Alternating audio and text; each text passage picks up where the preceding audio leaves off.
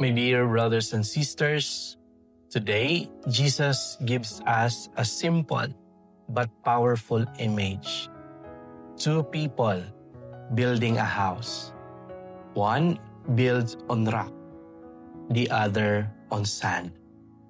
And when the storms come, only one survives.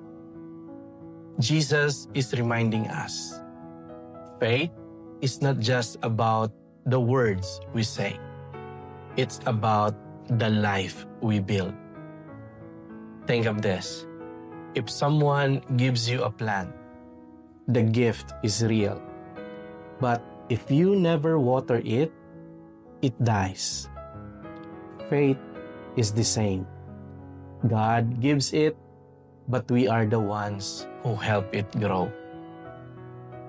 A friend once told me, I do not know everything about God, but the little I know has changed my life. Sometimes that is all we need. A small faith lived every day. This Advent, Jesus invites us to check our foundation.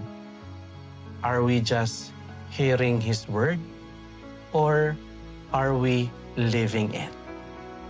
Because when our life is rooted in Christ, the storms may shake us, but they will not break us.